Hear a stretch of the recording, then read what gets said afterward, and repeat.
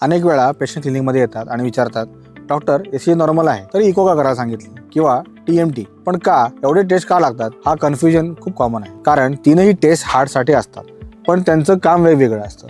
आज आपण ECG, 2D eco आणि TMT हे टेस्ट एकमेकांपेक्षा कसे वेगळे आहेत हे व्यवस्थित आणि सलगपणे समजून घेऊ. सगळ्यात आधी ECG बद्दल बोलूया. ECG म्हणजे इलेक्ट्रोकार्डिओग्राम. ही टेस्ट हार्टची इलेक्ट्रिकल ऍक्टिव्हिटी तपासते. आपल्या हार्टमध्ये प्रत्येक ठोक्याला एक छोटासा इलेक्ट्रिकल सिग्नल तयार होतो. हा सिग्नल नीट चालतोय का, रिदम रेग्युलर आहे का, बीट खूप फास्ट आहे का, स्लो आहे, हे ECG मध्ये कळतं.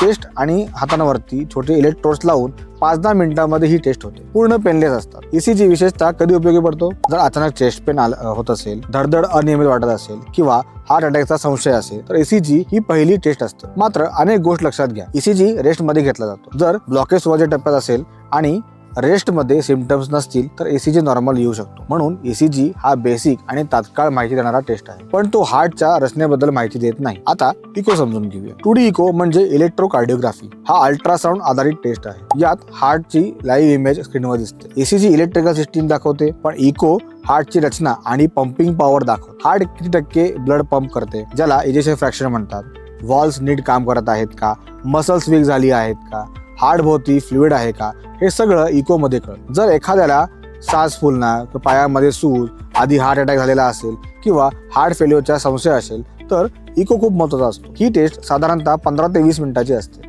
आणि पूर्णपणे पेनलेस असते. आता TMT बद्दल बोलू. TMT म्हणजे ट्रेडमिल टेस्ट, ज्याला स्ट्रेस टेस्ट सुद्धा म्हणतात. यात पेशंट ट्रेडमिलवर चालतो आणि हळूहळू स्पीड वाढवायला जातो. चालताना ECG मॉनिटर केला जातो. रेस्टमध्ये ECG नॉर्मल असू शकतो, पण चालताना चेस्ट पेन येतो का, ECG मध्ये बदल होतात का, हे TMT मध्ये कळून येतात. TMT डायरेक्ट ब्लॉकेज दाखवत नाही, पण स्ट्रेस टेस्ट मध्ये हार्ट कसं आहे, रिस्पॉन्ड करतं हे दाखवतं. जर एक्झर्शन मध्ये पेन येत असेल किंवा चालताना दम लागत असेल तर TMT उपयोगी ठरते. आता तीनही टेस्टचा फरक स्पष्ट समजून घ्या. ECG म्हणजे इलेक्ट्रिकल रिदम तपासणे, इको हार्टची रचना आणि पंपिंग कॅपॅसिटी दाखवते, TMT स्ट्रेस मध्ये हार्टचं परफॉर्मन्स दाखवते. म्हणून एक टेस्ट दुसऱ्याची जागा घेऊ शकत नाही. प्रत्येक टेस्टची भूमिका वेगवेगळी आहे. डॉक्टर तुमच्या सिम्पटम्स, एज, रिस्क फॅक्टर्स आणि हिस्ट्री यानुसार योग्य टेस्ट निवडतात. हे लक्षात ठेवा की या तिन्ही टेस्टमध्ये आर्टरीजच्या आतला ब्लॉकेज डायरेक्ट दिसत नाही, त्यासाठी एन्जिओग्राफीच असते.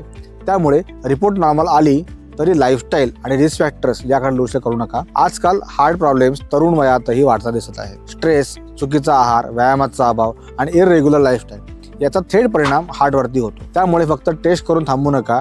डेली रुटीनमध्ये brisk walking, balance diet, weight control आणि स्ट्रेस मॅनेजमेंट या गोष्टी इक्वॅलिटी महत्त्वाच्या आहेत. जर तुम्हाला हार्ट रिलेटेड समस्या असतील किंवा ECG, इको किंवा TMT रिपोर्ट समजत नसेल तर आपल्या जवळच्याच माधवबाग क्लिनिक किंवा हॉस्पिटलला नक्की भेट द्या. माधवबागमध्ये हार्ट प्रॉब्लेमसाठी आयुर्वेदिक अप्रोच वापरून ट्रीटमेंट आणि मॉनिटरिंग केली जाते. लाईफस्टाईल मॉडिफिकेशन, डाएट गायडन्स आणि नियमित फॉलोअप यांच्या मदतीने हार्ट हेल्थ सुधारण्यावर भर दिला जातो. लक्षात ठेवा, योग्य वेळी योग्य टेस्ट आणि योग्य मार्गदर्शन हे मिळालं तर मोठा धोका टाळता येतो.